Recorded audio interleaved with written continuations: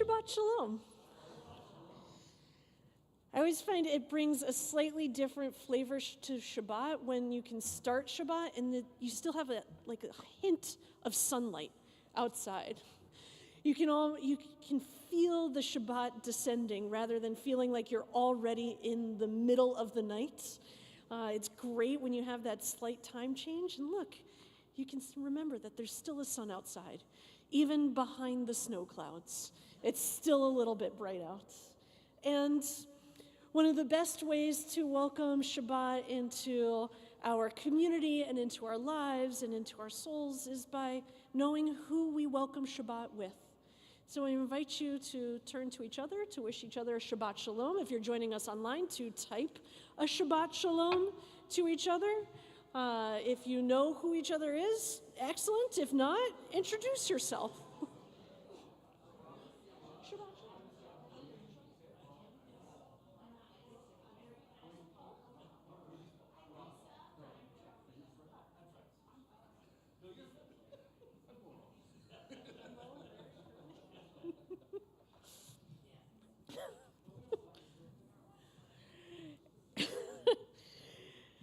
And as we welcome each other into Shabbat, we welcome the light and the sweetness that Shabbat brings with it. And so I invite Karen Brown to help us with our Kiddush and our candles on page 2 and page 5, or in the larger volumes of our prayer books, page 120 and 123. Let's do some candles.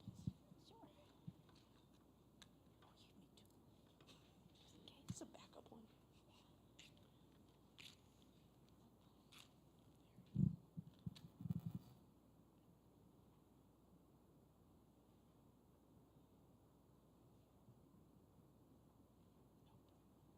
So close. Sure.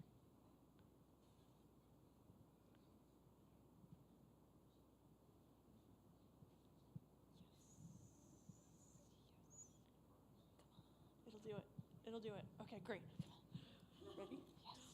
Baruch atah Adonai Eloheinu melech haolam asher kitshanu b'mitzvotav v'tzivanu lehadlik ner shel Shabbat.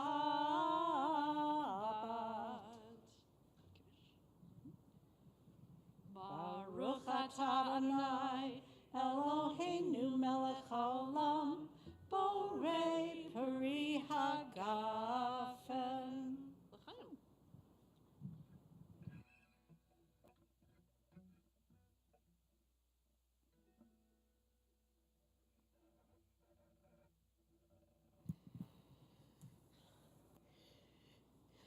This week, as we welcome Shabbat, we know that we are in Erev Purim, the day before Purim.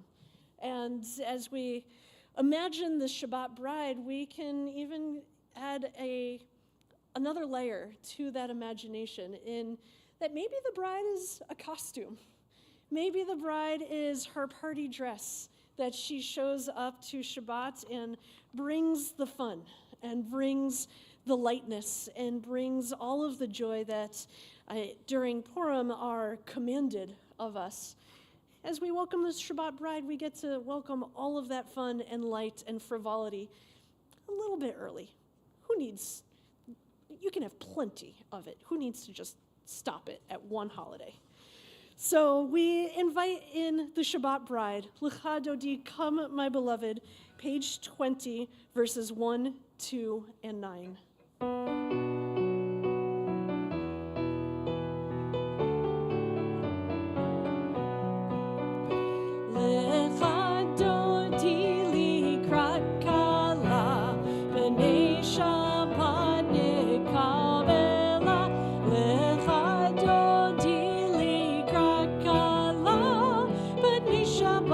Kabbalat.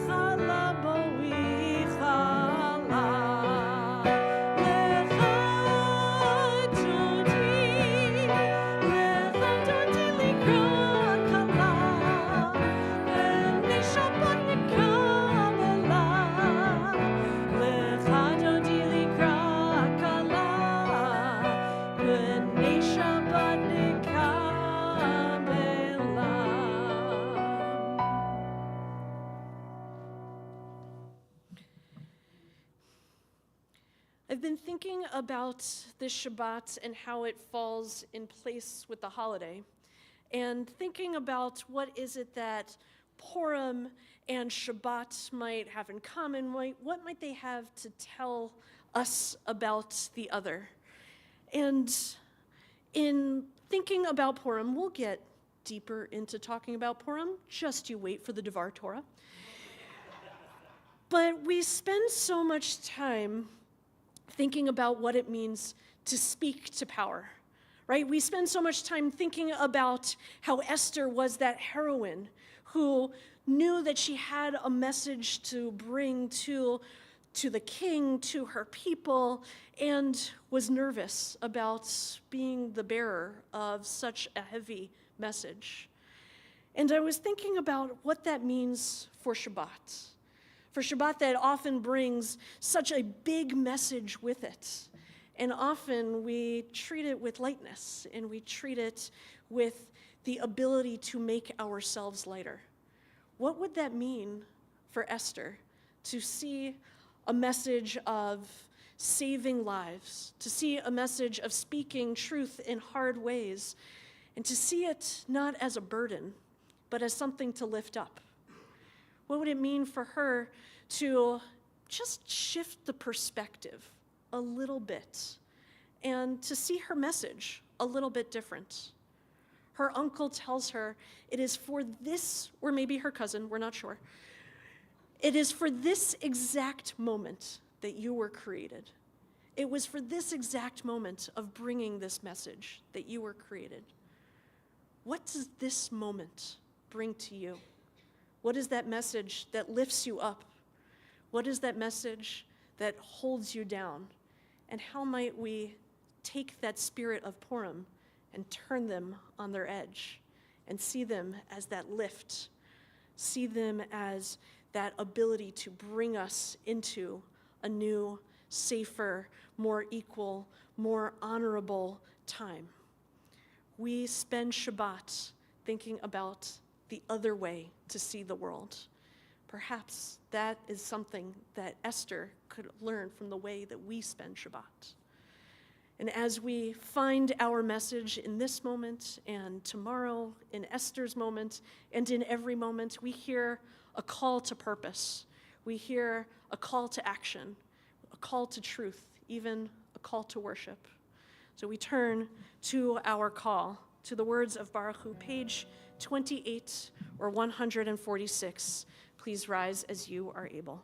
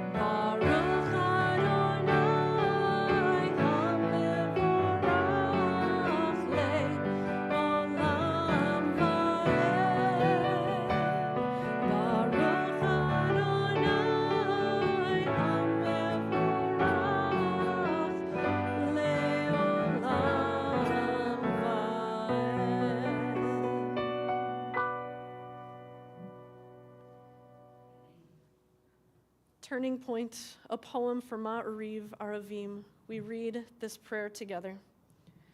Sky turning from blue to ruby to sapphire, at last the moment has arrived.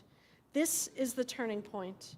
Outside, the day turns to night, and within our souls turn to embrace the sweetness that is Shabbat. I light the Shabbat candles and ignite the fire of my soul. I say the bracha, a blessing, and hear the voice within respond. I feel my soul gates open to let the Sabbath in, and the darkness of evening becomes the light of Shabbat, and from the inner stillness, my soul begins to dance. Page 34. Shema Yisrael, Adonai Eloheinu, Adonai Echad, Baruch Shem Kivon Malchuto Leolam Vaed.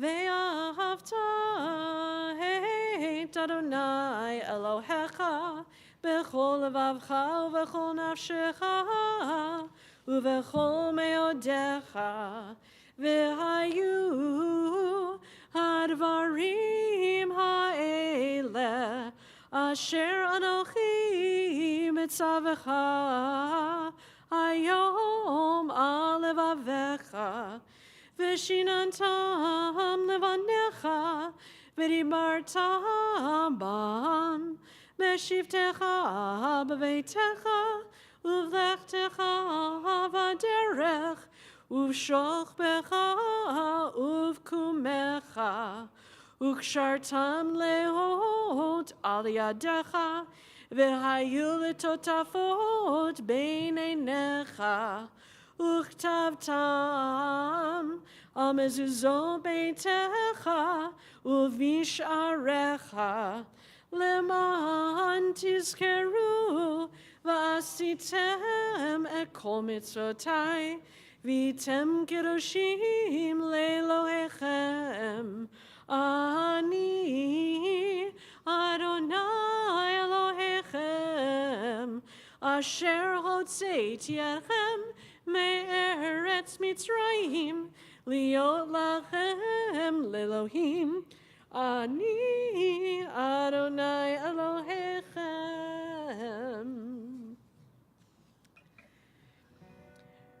When I speak the truth to myself, saying, "This is who I am," I take a step out from the narrow place and open a space for miracles.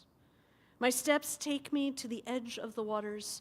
Unsure of what this journey will bring, I place my trust in the liberating power and move forward. When I speak truth to family and friends, saying, "These are the ones I love," I join beloved others on the journey. In the desert, we may know great loss as we move through unfamiliar terrain, yet we continue seeking to know holiness and ourselves. When we speak truth to each other, saying we are united in our diversity, we create a holy community, an embracing army of lovers. Truth has brought us here, and we sing our songs of freedom. The clear waters of the oases reflect our growing strength, and we journey on, refreshed for what may lay ahead. When we speak truth to power, saying this is who we are, we reach back to help those still stifled in Mitzrayim, or poised, uncertain at the shore. And still we sing, remembering what we have accomplished. Committing to the work that remains, we reach forward to create a promised land for all created in the image of the eternal. We stand on the shores of that freedom, and we look back to see the narrowness and forward to see the expanse of freedom. And in that in-between, we sing a song that moves us forward. Mi Chamocha, page 40 or 158.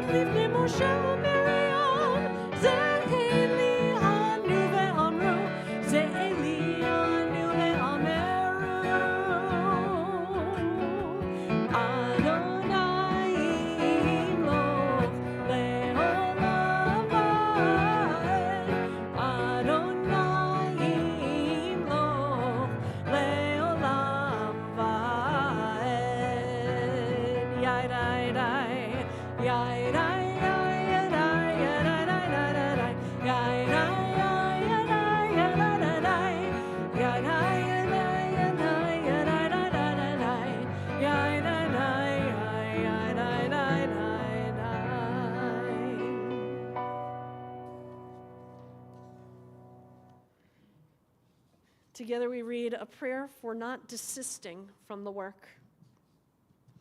O Lord, universe, source, one, let me take the do's and the don'ts, the wills and the won'ts. Let me take the time and the checklists, the worries, the furrowed brow, my wrinkles and timelines. Let me make me a conduit for your doing. Let them bolster and inspire me rather than beat me up. Let me see them as opportunities for going forth rather than as drags from a past undone. Let me embrace my calling in the micro dosage of life so that with each step, breath, check mark, or absence, I can sing your that in each season and time of day, I see the opportunity this life and body have given me. that in each moment I am emitting gratitude, love, and purpose, despite the mud of reality. Let the sludge of task-making, mastering, and executing be the dirty nourishment necessary for my higher good, and let that feed into the greater good of all. On this day that we rest from our work, we know that really we only transition our work. The work from the must-dos into the get-to-dos, from the work that pulls us down to the work that lifts us up. We share our gratitude with each other, with our tradition, and our gratitude with God for giving us this precious gift. Page 44 or 162 at the top of the page.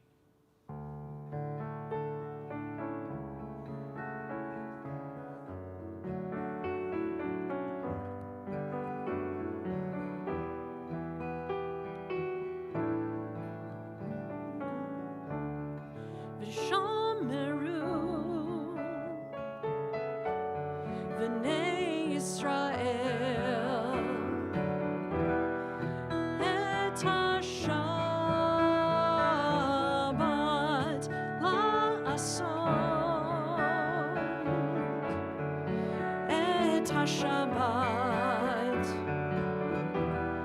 L'dorotam, Berit Olam.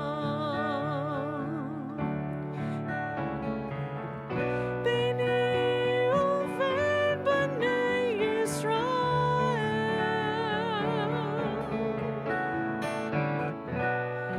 Oti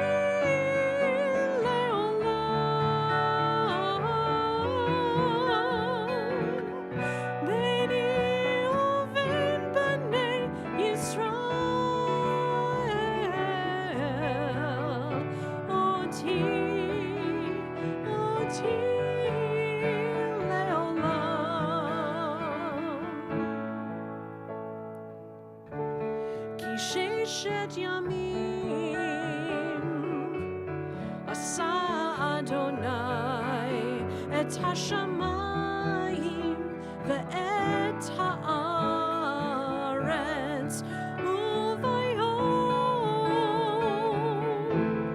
Vayom HaShvi'i Shavat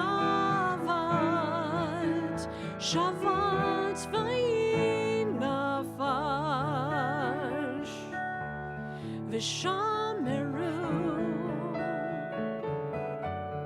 V'nei Yisrael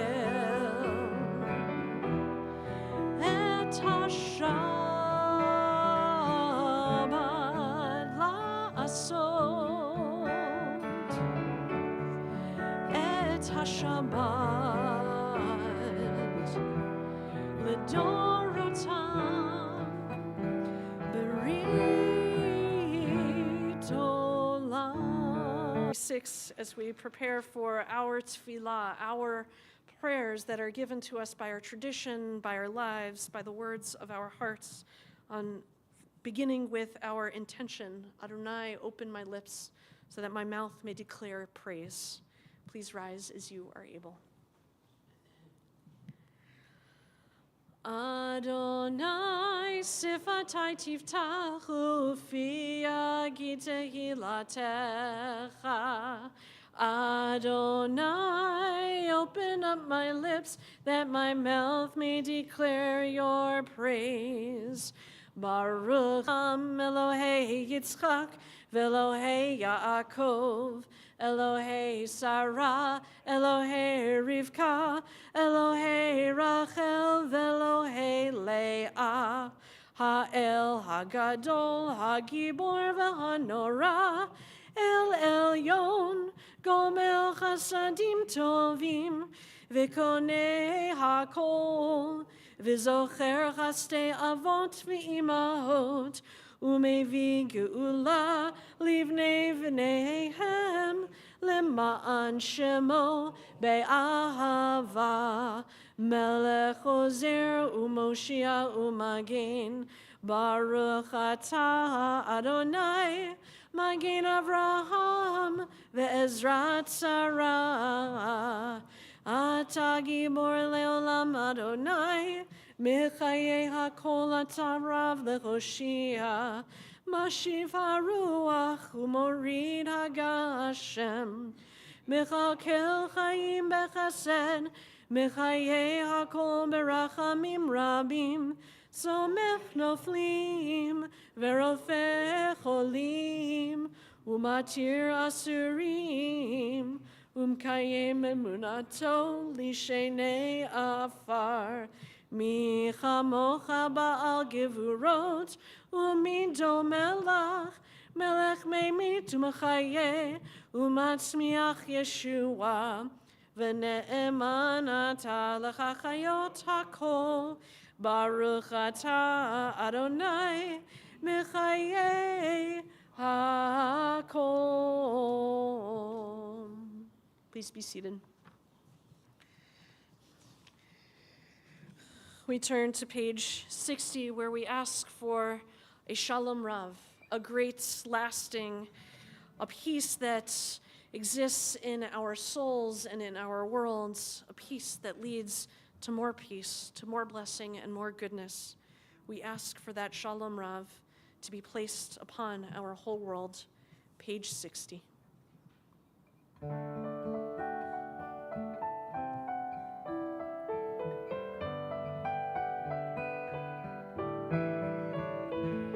Shalom Rav al Yisrael Amcha Tasim Leolam Shalom Rav al Yisrael Amcha Tasim Leolam Ki Ata Hu Melech Adon Echol HaShalom Ki Ata Hu Melech Adon Echol HaShalom Shalom Rav al Yisrael Amcha Tasim Leolam Shalom Rav al Yisrael Amcha Tasim Leolam V'tov b'einecha levarech et amcha Yisrael b'chol עת ובכל שעה בשלומך.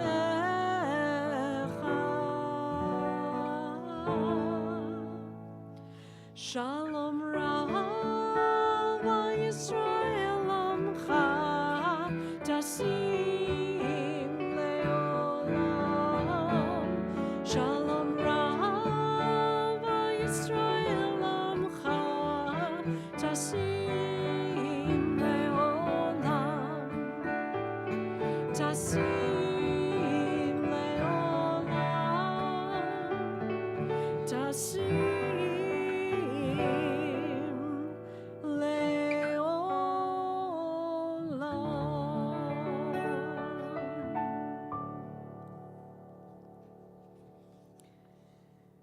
We take these next few moments for the prayers written on the pages of our hearts in this moment of silent reflection.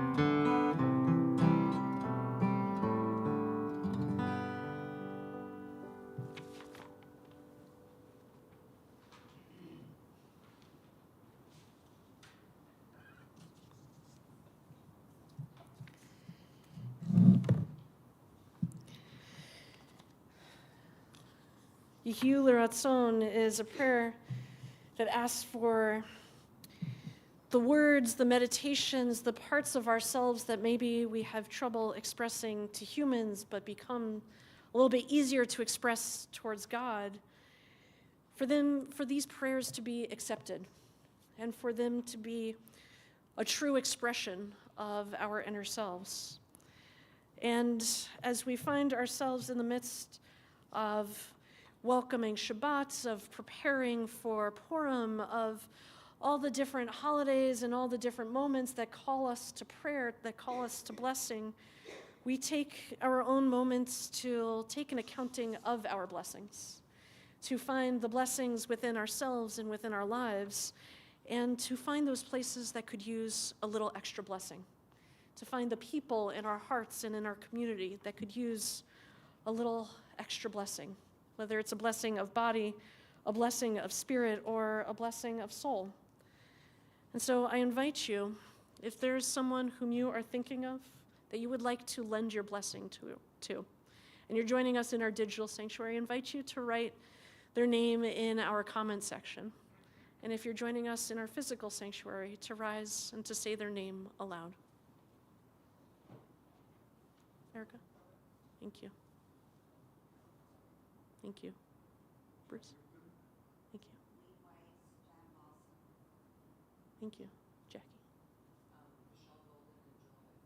Thank you. Thank you. Lisa? Thank you. Ross? Thank you. Thank you.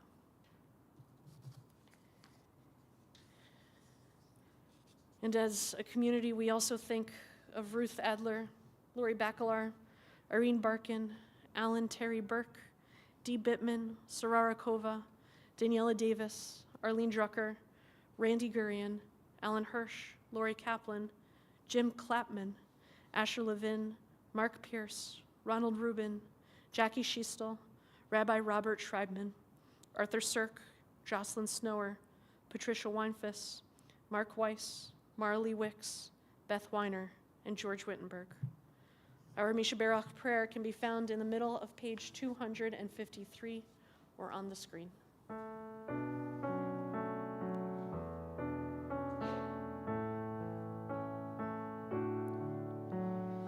Misha Barach Avotenu Mikor HaBracha Leimotenu. May the source of strength who bless the ones before us help us find the courage to make our lives a blessing, and let us say Amen. Misha Barach Imotenu Mekor HaBracha Le'avotenu. Bless those in need of healing with refuah shlema, the renewal of body, the renewal of spirit, and let us say Amen.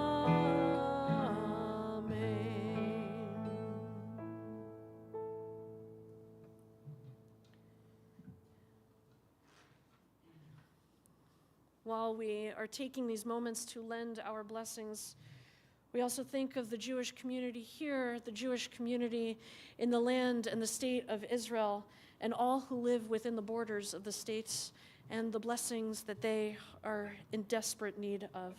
We turn in our prayer books to page 259 or on our screen, and we read the prayer for the state of Israel in English together. Pray for the peace of Jerusalem. May those who love you prosper. O Heavenly One, protector and redeemer of Israel, Bless the state of Israel, which marks the dawning of hope for all who seek peace.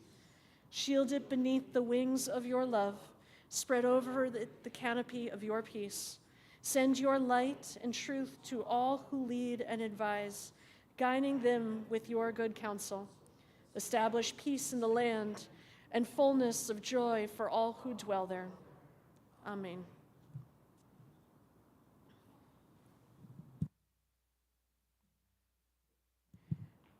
I'm going to try to move around a little bit and hopefully not throw Reed off too much. Because I want to share that I have the wonderful blessing and challenge of getting to teach a class called Introduction to Judaism. This is a class that is made up of students who are maybe considering Judaism for themselves, have family members who are Jewish, maybe they were raised Jewish but haven't had a chance to learn about Judaism since they were kids themselves, or maybe just people who are Jew curious. And we have a wonderful system where we share this class, which takes about 6 or 7 months, depending on how all the holidays fall. And we share this class with 4 other congregations. So they get a chance to meet me and meet Jeremiah. They get a chance to meet people over at Sukkot Shalom and North Shore Congregation Israel and BJBE and Shalom. And we get this wonderful little tour of Judaism on the North Shore. And this year I have the opportunity to teach a class that I haven't taught in the series before. Last week I had to teach Shabbat and the Jewish calendar, the whole Jewish calendar, all in 1 hour. And this week on Wednesday? Yes. I got to teach Purim, Tu B'Shvat, Tisha B'Av, Tu B'Av, and Hanukkah, all in 1 hour. And of course, seeing where we are in the calendar, I stuck just to Purim. Because it's a little bit more relevant than Hanukkah or Tu B'Shvat at the moment. If the calendar were a little bit different, we might have gone in a different way. And this is not only my chance to talk to people who are really just wanting the first step into Judaism, something that I don't always have a chance to remember for myself, and to be reminded of what really that introduction to Judaism could be. At this point, I feel so steeped in all things Judaism that I don't necessarily remember what the average person's experience is. But I also get my little chance to go on my soapbox a little bit and get to share the Jewish world according to Rachel. Not just the Jewish world, but the one according to me. And so we were talking about Purim and the 4 mitzvot that come with Purim, to read the Megillah, to have a festive meal, to give gifts to each other, and to give gifts to the poor, right? The 4 mitzvot. And I got to go on my little rant about how they're not actually mitzvot, because Purim never shows up in the Torah, and therefore is never commanded by God, and is therefore not actually a commandment, right? We have these things that we call commandments, but turns out we're like raising them a step in the Jewish mind that maybe they weren't meant to be raised.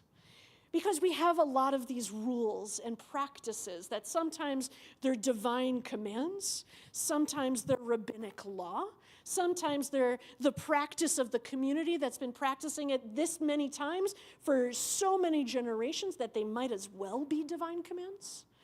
But I got to go on a little bit of a rant between what is a mitzvah and what is a minhag, what is a command and what is a community practice. And in it, one of the students that I had in my class says, but I thought that there was another thing that we're supposed to be doing on Purim. I know for kids, we tend to do it as a carnival, and they get to have fun and have sugar and end up totally crashing at the end of the day because it's so much energy. And then they are exhausted for the rest of the afternoon. But for adults, the student said, I thought I remembered that there was a command that we were supposed to get really drunk on Purim. And I'm like, I'm so glad you mentioned that. Because there is a tiny, tiny, tiny little piece of the Talmud where one rabbi is talking with another rabbi and says that in the process of having the festive meal on Purim, you should imbibe so much that you cannot tell the difference between blessing Mordecai and cursing Haman. So much that you can no longer tell the difference. Now, on my soapbox, I said, this is an unhealthy behavior. We should not be doing this.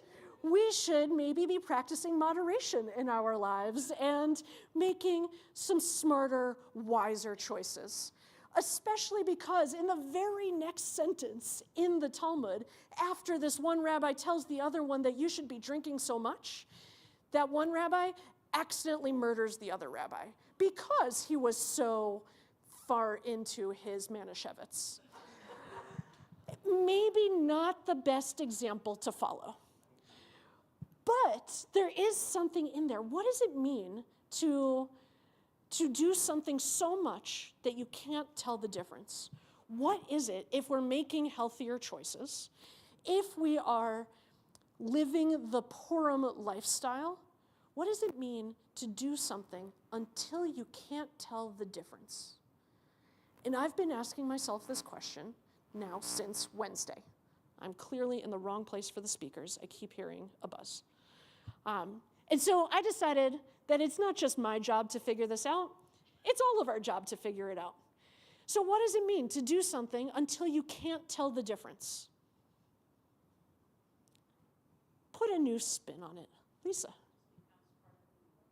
Okay, so do it so much that it becomes rote, it's muscle memory. You can't tell the difference between new and old, blessing or curses. You have this part of you that is always going to the good side. Great, okay. There's no right answer, as you can tell, or to the bad side. Hopefully we practice only good, but we're also imperfect people, as we can tell by that rabbi. Yeah, what do you think, Jennifer? Nice.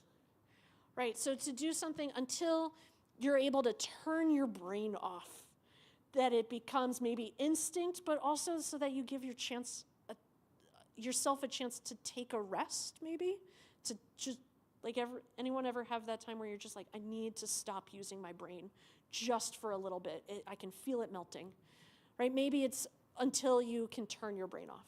Great. Other possibilities? To do something until you can't tell the difference?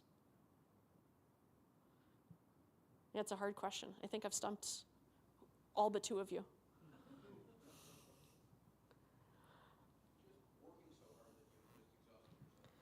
Ooh, working to exhaustion. You just have to fall asleep. Excellent. Kind of like the Purim Carnival kids, where they play until they just are crashed on the couch for the rest of the day. Jody.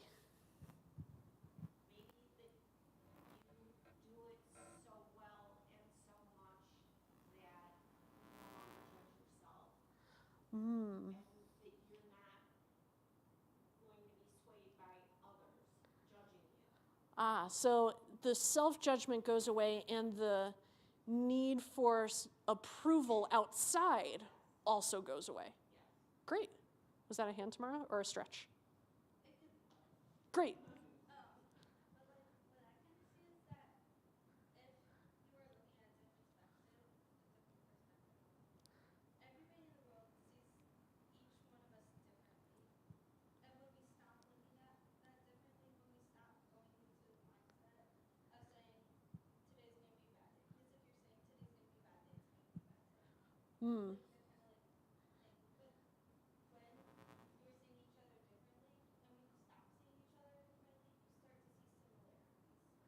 Nice. So taking away some of the pre-perceptions that we have, expecting to see good and evil, Haman or Mordecai, and just letting the person be a person and uh, and reacting towards them based on what's in front of you and not based on your preconception. Yeah? Great. Awesome. Bingo. Thank you. Right? I think it's a really hard part of Purim that we are commanded to do, right? To change the way you think so much that you can't tell the difference between Haman and Mordecai, blessing and curses, good and evil, right? That's what the imbibing is supposed to do, is to change the way you think, maybe to turn your brain off so you don't have to think anymore, and the lines start to get a little bit blurred. And while I was obsessing over these 3 Hebrew words, I kept thinking about how when I talk to people, when I listen to the news, when I'm reading a book, when I'm on social media, I already can't tell the difference between good and evil, between truth and not truth, between what's going to help me and what's going to hurt me. I already feel like we've just been living in that Purim mentality of not being able to tell the difference, and it's exhausting, right? And all I want to do is turn my brain off. All I want to do is not have to think about what is it that I am being presented with and trying to decide what is a blessing and what is a curse. I can't imagine what this poor rabbi who was instructing his friend to drink so much that you can't tell the difference. I'm no longer able to imagine what his life was like, that his world was divided into blessings and curses. I think we live a life where every blessing on the other side of that coin is also a curse. And it depends on your perspective. It depends on your approach. It depends on how you wake up in that morning and how you decide to be critical of the world that you walk through. And I would love to be able to say that I don't need to tell the difference, that I can just be and the world will be fine. That's a scary thing to do right now, is to not worry about the world and not worry about whether I'm being presented with a blessing or a curse. I was going on a very deep dive into what these 3 words, ad de lo yada, until you don't know, might really mean. And the only satisfying commentary I could find, because remember how the story ends, it gets really dark really fast. The only satisfying commentary I could find is that you're not necessarily supposed to imbibe or indulge so much that you no longer have impulse control, that you no longer are able to say words, that you're no longer safe, right? That's not actually what it's supposed to be, according to this commentary. Instead, going so far so that you can't tell the difference between blessings and curses, between Mordecai and Haman, is supposed to be going so far that you're finally able to rest, that you're finally able to crash on the couch, to turn your brain off, to be able to say, this can be a problem for not right now, and let it be a problem some other time. Maybe a time when you are more energized. Maybe a time when you have an external source being your logic. Maybe a time when you're able to process information differently. It's amazing what a nap can do to your whole world perspective. But to go so far and to put so much of yourself into the world that you have to take that rest, that you have to take a step back to be able to really know the difference after you wake up again. This is what a blessing is. This is what a curse is. Sometimes we become so overstimulated that we just have to turn the stimulus off. And for me, that is a part of Purim that I always look forward to, because it's the part of Purim that comes at the very, very end. You've done all the carnival. You've done all the Megillah reading. You've eaten 1,000,000 hamantashen. And you're finally able to say, this is enough. This is all I need. I'm able to rest now and maybe start thinking about the next holiday. Fun fact, the next holiday is always going to be Shabbat, but also Passover after that. Right? Maybe it's your time to say, I did all of my celebrating and now I can do all of my productivity. Maybe it's your time to say, yeah, now I can rest, and it turns out I really like resting and I should be reminded to do that more. Right? Purim is great, but also for me, one of the best parts of Purim is when we're able to say, it's over, and now I can rest. And now I don't have to worry about Mordechai and Haman and groggers and karaoke songs and anything else that might come with your Purim celebration. My hope, my prayer, my wish for all of us on the Shabbat that leads into another holiday, that leads into a work week, that leads into all the other things, is that we take a chance to rest. We take a chance to turn it all off so that we can approach what comes next with energy, with rationality, with logic, with joy, with passion, right? With whatever it is that has become exhausted in us, for us to be able to build that back up through resting. It's an essential part of being a human being. And it's so essential that often we forget about it. We don't get a chance to plan for it.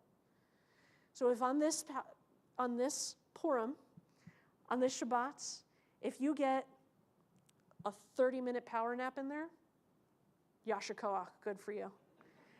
If you get a day of rest, 25 hours of your Shabbat, Yasher Koach, that's amazing. If you get 5 minutes to take a deep breath and to recenter yourself in order to step out of your home or your car or step into whatever comes next, those 5 minutes, Yasher Koach, more strength to you. And may that strength give you the strength to meet every blessing and even every curse, and to help you decide which one is which whenever you encounter them. And may that be our blessing for this Shabbat and next Shabbat and the Purim in between. May we have the strength to find our blessings and blot out our curses. Shabbat Shalom.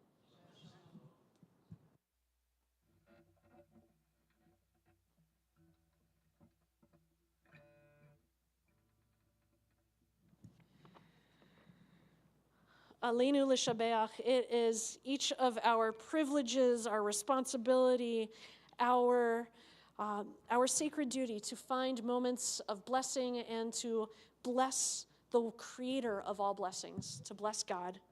Aleinu l'shabeach, page 282 at the bottom of the page. Please. Aleinu l'shabeach ladon hakol, la tekru la leotzer breshit, shelo asanu kegoye ha'aratzot, velo samanu k'mishpachot ha'adama, shelo sam chelkenu kahem, v'gor aleinu kechol hamonam, va'anachnu korim, umishtachavim umodim, livnei melech machei hamlachim, hakadosh baruch hu, v'ne'emar v'haya Adonai lemelech al kol haaretz, bayom hahu, yeh Adonai echad, ushemo echad.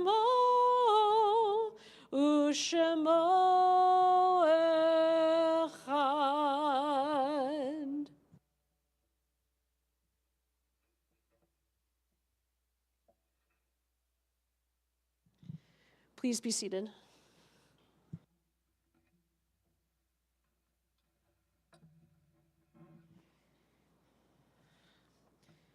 this point in our service, we think of those who are no longer physically present in our everyday lives, but forever remain a part of our hearts, our minds, and our souls.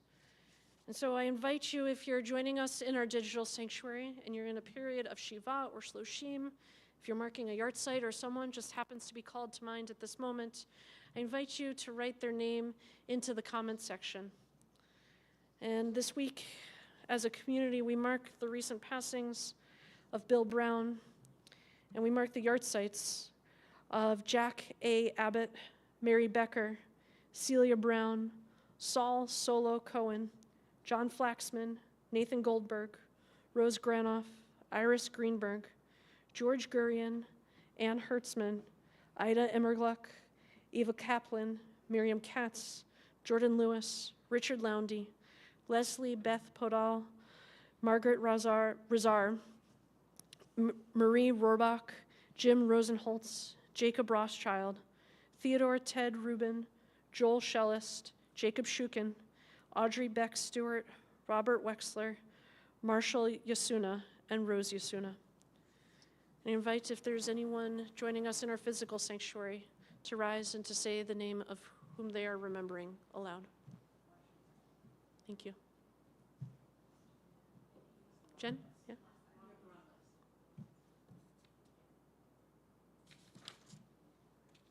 I have next week's list.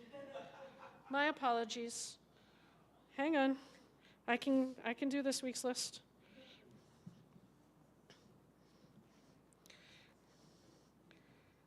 Sorry.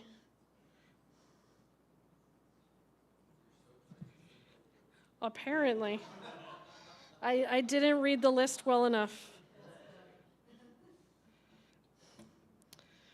This week, we mark the passings of Bessie Arnold, Lucille Eichengreen Block, Ronald Buchanan, Marvin Mickey Corbin, Julius Cohn, Emmanuel Cole, Dodie Dwyer, Leo Eatman, Ruth Fine, Irene Fink, Francis Fleischman, Sherry Gammeren, Lenore Gluskin, Saul Gervich, Hyman Gordon, Jean Gordon, Marcia Hart, Isidore Honig, Samuel Eicher, Hilda Jacobs, Renee Kaffenstock, Robert Katz, Jill Landau, Ben Lieberman, AJ Madro, Keith Morrison, Mitzi Moses, Barbara Barb Rutenberg, Lois Salerno, Diane Saunders, Bernard J. Seff, Seymour Simon, Harry Still, Ruth Stumpf, Goldie Tracy, Lois Turum, Bernard Weingart, and Donald Wetzel.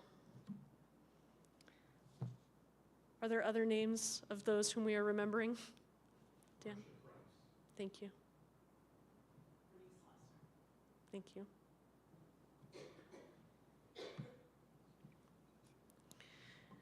Together as one family, we turn to page 294 for Kadisha Tom, our mourner's Kaddish. Please rise as you are able. Yitkadal v'yitkadash shemei Rabbah, be'alma divrach rotev v'yamlich malchuteh, b'chayechon uvyomechon u'chayed kol Beit Yisrael, ba'agala uvizman kari v'imru amen. Yehei shmei Rabbah mevarach le'olam olmei almaya, Yitbarach v'yishtabach v'yitpa'ar v'yitromam v'yitnaseh, v'yitadar v'yitalev v'yithalal, shmei d'kudsha b'rechu, le'ela min kol birchata v'shirata, tushbechata v'nechamata, da'amiram be'alma v'imru amen. Yehei shlama Rabbah min shemaya, v'chaim aleinu ve'al kol Yisrael, v'imru amen. Oseh shalom b'romav, Hu ya'aseh shalom aleinu ve'al kol Yisrael, v'imru amen. Oseh shalom b'romav, Hu ya'aseh shalom aleinu ve'al kol Yisrael, ve'al kol yoshvei tevel ve'imru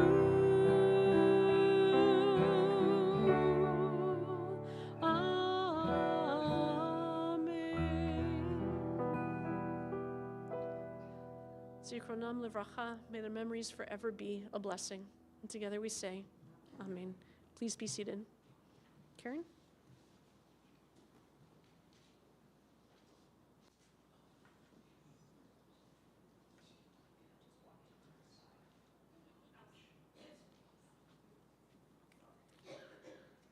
Shabbat Shalom. I'm Karen Brown. I'm a member of the Board of Directors, and I'm happy to welcome everyone here in person and those of you who are at home or across the country. We're glad you would join us tonight for services. It's a beautiful night here in the chapel, despite the snow outside. Those of you who are out of town might not know that. We had snow all day. On behalf of the congregation, I want to express my condolences to all of those who are observing a year outside of a loved one. We hope that attending services has brought you some comfort. We have many wonderful events coming up during the remainder of this month and into April. Some of them are in person as well as on Zoom, so please check the Temple Jeremiah website, your weekly e-newsletter, or I forgot to bring it out, that beautiful flyer that I hope everyone got with the tulips on the front. It's really nice. And it explains all of the specifics and directions for each of the programs that are coming up. But the first most important thing is tomorrow night. We have our Purim party for adults 21 and over. It's starting at 6 p.m., and you won't want to miss it. Is anybody coming tomorrow? Who's coming? I am. You coming? Oh, you won't want to miss it. It's going to be good. There's dinner, dancing, beverages, a live band, and karaoke. And so break out your dancing shoes, tune up those voices, and let's party. And you can still register online, I believe. The registration's still up. So tonight you can go home and register. It'd be great. Okay, and then I'm just going to mention a few of the other things coming up briefly because I think you can find the details elsewhere. First up, we're going to be celebrating Rabbi Rachel's double high birthday starting next week. We're going to be having a storyteller and a puppeteer. We have a special presenter speaking about experiences in Israel and her experience with anti-Semitism. We have a children's author coming. And of course, we have a dire need for lunches for the Feed the Hungry program. That's the first Sunday of each month, therefore it's coming up soon, especially due to the influx of migrants. We really need people to donate your lunches. It's important. And just don't forget that coming up also is the annual Ma'od Chitim food delivery program. So we'll be needing volunteers for that too. Many other things are in those brochures, but those are just the kind of highlights of the things coming up really soon. Okay, Shabbat Shalom. Have a great weekend. Yes.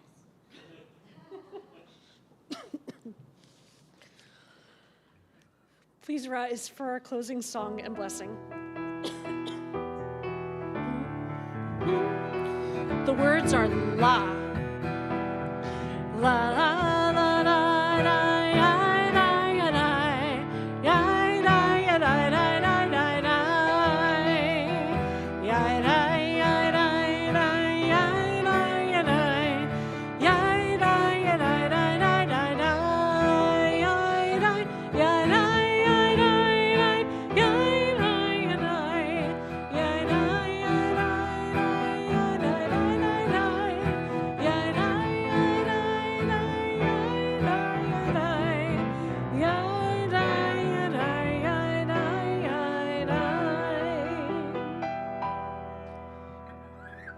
Mishaberach Avotenu Vimotenu, may the one who blessed our ancestors bless us on this Shabbat and during this Purim and in this season as we find our way towards rest, as we find our way towards strength, as we find our way towards finding the balance between good and evil, blessing and curse, and always being able to shift things a little bit more towards good and a little bit more towards blessing. May the one who blessed our ancestors bless us as we take the Shabbat to find ourselves in our tradition and to find ourselves in this moment. Together we say, Amen. Shabbat Shalom.